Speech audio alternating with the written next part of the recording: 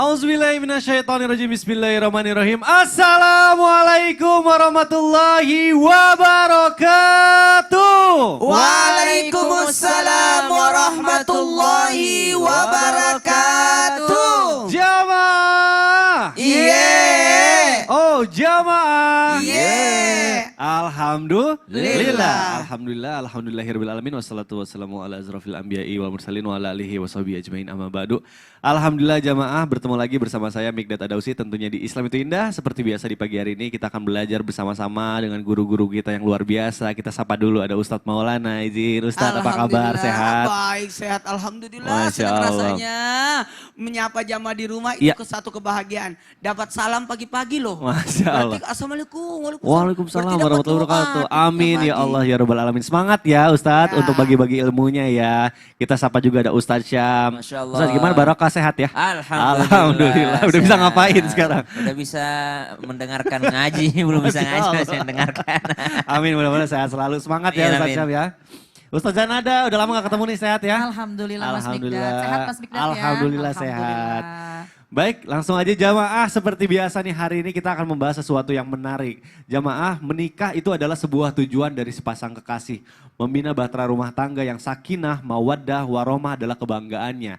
Nah, selain ingin membutuhkan orang yang ingin menikah, yaitu ada laki-laki, ada perempuan, itu adalah syarat untuk menikah. Tapi banyak hal yang harus dipikirkan untuk kita bisa menjalankan pernikahan itu sendiri karena tidak mudah. Nah, makanya akan kita bahas lebih dalam tema kita yang luar biasa. Temanya adalah menikah butuh kesiapan, bukan cuma kesenangan. Masya Allah. Baik jamaah, sebelum kita bahas lebih dalam, saya mau ajak dulu jamaah untuk nonton dulu tayangan berikut ini. Silakan. Bocah lelaki berinisial MF usia 15 tahun ini nekat menikahi sang kekasih NS yang masih berumur 16 tahun.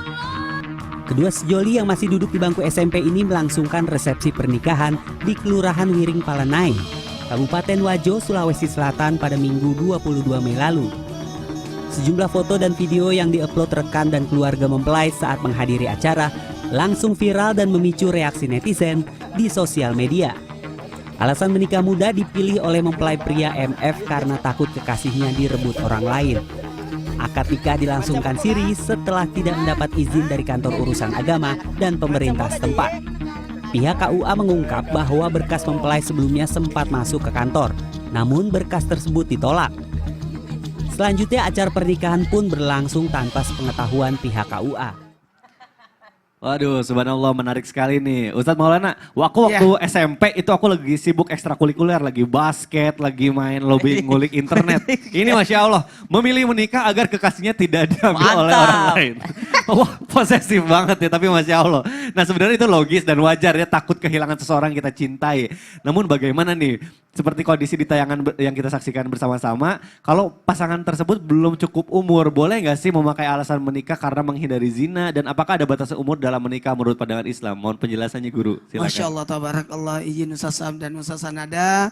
Bismillahirrahmanirrahim. Assalamualaikum warahmatullahi wabarakatuh. Waalaikumsalam warahmatullahi wabarakatuh. Jamaah. Yeay. Oh jamaah. Alhamdulillahirrahmanirrahim. Allahumma salli ala sayyidina Muhammad wa ala sayyidina Muhammad. Satu bentuk pujian dan rasa syukur kita karena hari ini kita membahas sesuatu yang luar biasa. Karena berkaitan tentang keseharian. Berkaitan dengan atas apa yang terjadi di sekarang ini. Berkaitan dengan persiapan kita dan bagaimana kita menyikapi kehidupan ini. Dan ternyata diatur oleh agama. Ad-din, agama yang atur. Ingat, ikuti syariat. Dan dalam hal ini menikah karena menghindari zina. Dan batasan umur berapa dalam menikah itu. Mohon izin saya pinjam kata-kata semuanya, mohon maaf tanpa menghujat, tanpa menjelekkan atau membela ataupun menghujat. Yang jelas kita bahas ini dalam rangka untuk kebaikan bersama. Ingat bagian dan dari tujuan pernikahan, apa tujuannya pernikahan? Supaya sakinah, mawaddah, warahmah kan, supaya tenang. Apa tujuan menikah? Untuk menghindari zina kan? Kalau memang tujuannya menghindari zina, memang ada sebenarnya ada solusinya. Kalau menghindari zina, maka menikahlah. Kalau tidak mampu menikah, maka berpuasalah. Masih ada bagian berikutnya berpuasalah. Ini kayaknya sudah tidak tahan berpuasa. Dan alasannya supaya pasangannya tidak diambil orang. Sebenarnya kan bisa ya namanya hitbah lah, dihitbah dulu. Karena kenapa? Jangan sampai anak melahirkan anak. Baik, baik. Karena masih proses tumbuh kembang. Ini masih bertumbuh, dikhawatirkan. Sebenarnya demi kebaikan. Sebenarnya kalau bertanya, bagaimana nih aturan dalam Islam tentang usia berapa? Sebenarnya kalau kata usia, Rasulullah SAW menikahi Aisyah, memang kelihatannya usia anak-anak. Tapi jawabannya, Nabi tidak satu rumah dulu. Belum, nanti setelah dapat dewasa, baru satu rumah. Menurut satu riwayat, bahwa Aisyah dinikahi Nabi, tapi untuk dalam rangka mendidik. Bukan karena nafsu, bukan karena pendidikan. Bagaimana kalau anak-anak itu bersama dengan Nabi dalam artian mampu mendalami agama dan bisa nanti mengajarkan nanti. Insya Allah kan lebih kuat hafalannya dan sebagainya. Maka mohon maaf tanpa menggurui, tetap kita harus melihat kesiapan serta kesehatan. Aman nggak? Sehat nggak? Makanya dilihat dulu dari sisi kesehatannya. Dilihat dulu dari sisi aspek Sekolah dong. aspek dari sisi psikologi. Psikologi. Iya, psikologi. Mentalnya mengambil keputusan. Karena menikah ini bukan main-main. Bukan main-main. Makanya dalam syariat Islam mungkin aman-aman aja. Makanya tadi solusinya nikah siri. Nikah siri. Karena dalam perundangan-undangan Islam, undang-undang dalam pernikahan dalam negara Indonesia tahun 74 itu harus usianya 19 tahun. 19 tahun. 18 tahun itu masih dikategorikan anak-anak. Maka harus menikah di atas usia 19 tahun baru disahkan oleh negara. Maka solusi yang dilakukan nikah siri dulu. Nanti 19 tahun baru disahkan. Karena ada 3 hukum sebenarnya di sini dalam pernikahan. Syariat, negara, dan adat. Nah itu. Kemungkinan syariat aman. Adat secara adat juga aman. Dulu nenekku juga nikahi waktu kecil. Iya. Nah itu ada. Tapi negara Yang perlu diperhatikan. tidak Betul. membolehkan. Karena angka perceraian itu banyak disebabkan karena itu. Dan ada juga resiko. Betul. Ya. Demi menjaga kesehatannya sendiri, kesehatan mental atau fisik negara ya. itu sudah memikirkan matang-matang ya. matang-matang. Betul. Baik. Jadi ada solusinya kita berpuasa dulu atau menghitbah dulu ya. Masya Allah. Terima kasih. Atau mungkin nikah siri tapi enggak satu atap dulu. Nah, betul. Jadi Nanti. aman insya Allah. Mudah-mudahan gak akan diambil orang. Terima kasih Ustadz Maulana penjelasannya. Masalah baik jamaah, kita lanjutkan pembahasan kita. Selanjutnya saya mau ke Ustazah Nada. Apa Ustazah? Izin bertanya nih, Ustazah, banyak orang nih yang belum menikah, terus juga dengan alasan itu katanya, duh saya nih finansialnya belum siap nih, rezekinya belum cukup nih gitu ya. Tapi kan saya juga sering dengar katanya, udah tenang aja bahwa nikah itu mendatangkan rezeki katanya. Nah cuma yang jadi permasalahan banyak orang juga yang jadi bertanya nih, kenapa banyak kasus perceraian yang masalahnya itu dikarenakan status ekonomi atau finansial gitu. Nah ini mohon penjelasannya Ustazah, silakan. Baik, terima kasih Mas Mikdad, Ustaz Syam dan Ustaz Maulana, izin. Bismillahirrahmanirrahim. Assalamualaikum warahmatullahi wabarakatuh. Waalaikumsalam warahmatullahi wabarakatuh. Alhamdulillah. Alhamdulillahilladzi ja'alana wa iyyakum minasyakirin as-sabirin. Wassalatu wassalamu ala sayyidina Muhammadin wa ala alihi wa ashabihi ajma'in amma ba'du. Subhanaka la ilma lana illa ma'allamtana innaka antal alimul hakim. Rabbi syrah li sadri wa yassir li amri wahlul uqdatam min lisani yafqahu qawli. Shadaqallahul azim. Alhamdulillah, pada pagi hari ini kita membahas lagi mengenai masalah bahtera rumah tangga dan bagaimana persiapannya. Nah, ini subhanallah, memang biasanya persiapan yang terkadang banyak orang mengkhawatirkan sebelum melangsungkan pernikahan, yaitu biasanya dari faktor ekonomi. Saya belum siap melamar dia karena saya belum punya pekerjaan tetap. Saya belum mau diterima lamaran, saya belum mau menerima lamarannya karena dia belum punya pekerjaan yang tetap. Untuk mempertimbangkan faktor ekonomi ini boleh-boleh saja. Asal jangan sampai terlewat batas sehingga lewat usia, kemudian yang dimaksud lewat batas adalah sangat amat mengkhawatirkan rizki yang datangnya dari Allah. Bahkan apalagi ketika Al-Quran, Allah subhanahu wa ta'ala yang mengatakan bahwasannya menikahlah kalian, jangan khawatir. Kenapa?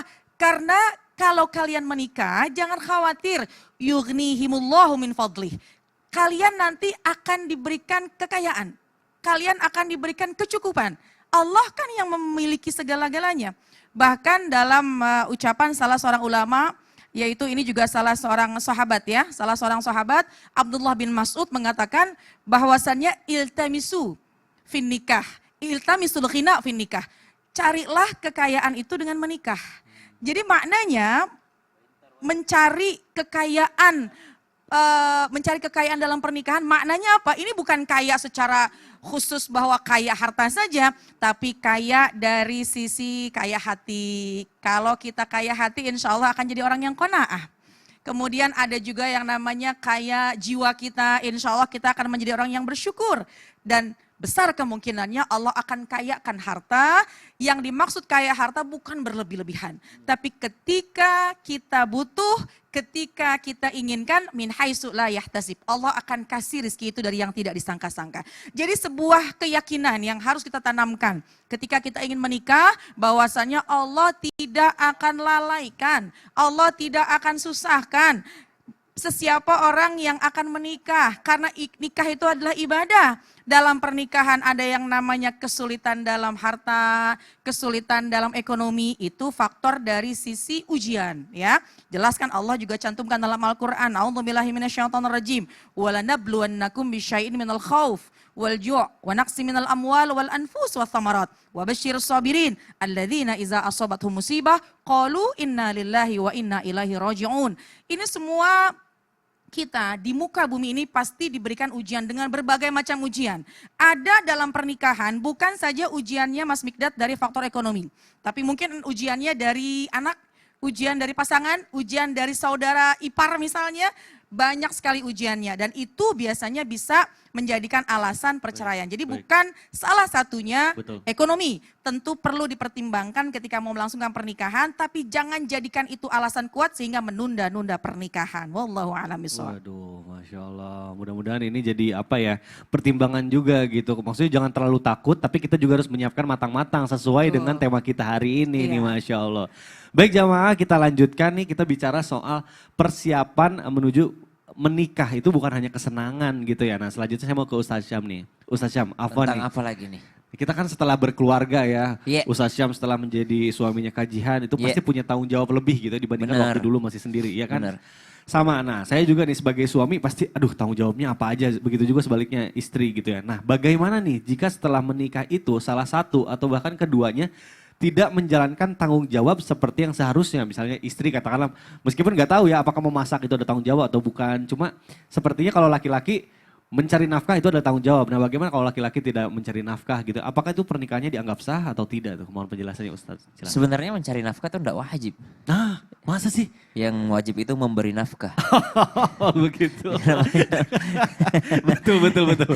Mohon penjelasannya nih. Silakan Ustaz Syam. Tabe Mikdad, tabe guruku Ustaz Maulana, Ustaz Zanada dan seluruh guru-guru kami yang dimuliakan Allah Subhanahu wa taala. Bismillahirrahmanirrahim. Alhamdulillahirabbil alamin wassalatu wassalamu ala asyrafil anbiya'i wal mursalin سيدنا محمد وعلى آله وصحبه أجمعين. أصبحنا وأصبح الملك لله رب العالمين سبحانك لا علم لنا إلا ما علمتنا إنك أنت العليم الحكيم. رب اشرح لي صدري ويسر لي أمري واحلل عقدة من لساني يفقهوا قولي واجعل لي وزيرا من أهلي آمين آمين آمين يا رب العالمين. Maka yang pertama yang perlu disadari oleh semua orang yang beragama Islam, yang mengaku beriman adalah menikah itu adalah ibadah. Kalau sudah sadar bahwa menikah adalah ibadah, mestinya ia harus sadar tentang rukun-rukun ibadah itu sendiri. Dan apa saja yang bisa membatalkan ibadah ini. Maka kalau menikah kita harus tahu dulu gimana sih syarat-syaratnya pernikahan, apa sih yang harus ada dalam pernikahan ini, gimana sih orang bisa menjadi sah sebagai suami istri. Setelah itu semua terjadi, maka apa sih yang bisa membatalkan pernikahan ini, apa sih ternyata laki-laki ini harus tahu kalau saya dalam keadaan bercanda sekalipun saya tidak boleh mengatakan kata talak karena itu akan jatuh talak. Semua harus sadar tentang apa saja yang bisa membatalkan ibadah. Sedangkan ibadah 5 menit sholat saja kita sangat khawatir kalau sholat ini tidak diterima oleh Allah Subhanahu wa taala. Kita khawatir seandainya sholat kita batal. Kita sangat berhati-hati sebelum sholat kita persiapkan dengan berwudu. Kita persiapkan tempatnya, kita persiapkan pakaiannya. Apalagi yang namanya ibadah seumur hidup. Mestinya lebih tahu lagi tentang rukunnya, tentang apa saja yang membatalkannya, apa saja yang akan merusaknya, dan apa yang harus dilakukan di dalamnya.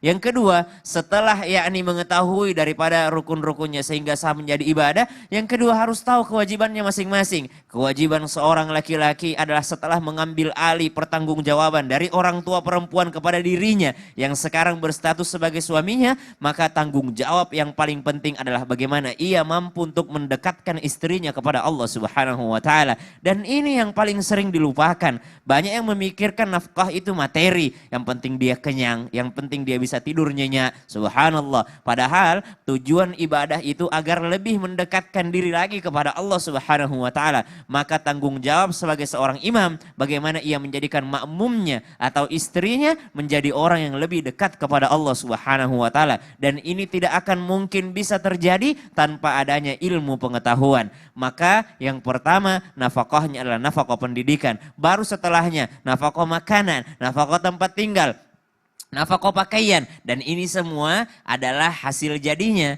Sering kami ungkapkan perumpamaan orang yang memberikan tempat tinggal kepada pasangannya. Apakah dia memberikan rumah atau dia memberikan semen? Tentu saja ia memberikan rumah. Bagaimana seorang laki-laki memberikan pakaian atau memberikan benang? Tentu saja ia memberikan pakaian. Begitu pula dengan makanan. Apakah dia kasih beras atau dia kasih makanan? Harusnya dia kasih makanan. Jadi sebenarnya kewajiban memasak itu bukan kewajiban istri. Tapi itu adalah sedekah istri kepada suaminya. Dan itu bernilai pahala di sisi Allah Subhanahu wa taala. Kalau salah satu di antaranya tidak menjalankan kewajibannya atau keduanya, maka tanggung jawabnya di hadapan Allah Subhanahu wa taala, dan itu semua nanti sangat detail dipertanyakan oleh Allah Subhanahu wa taala. Kenapa engkau tidak menjalankan kewajibanmu sebagai suami dan kenapa engkau tidak taat sebagai istri? Wallahu taala alam. Waduh, ngeri juga ya, pertanggungjawabannya langsung sama Allah. Langsung, Kalau jadi kita bukan tidak kepada manusia, kepada Allah Subhanahu wa taala. Lebih ngeri lagi, makanya kita harus lebih memperhatikan lagi. Nah selanjutnya saya mau ke Ustadz Maulana nih. Ustadz Maulana tadi sempat membahas nikah siri. Jadi sebenarnya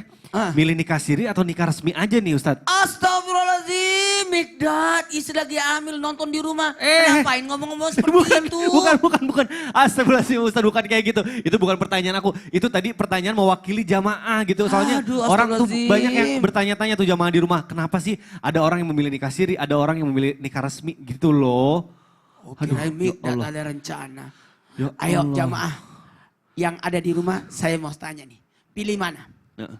Nikah siri atau nikah resmi? Mau? Ya. Oh ya, begini aja. Ini pada angkat tangan, pada ngomong jadi beda pendapat. Udah.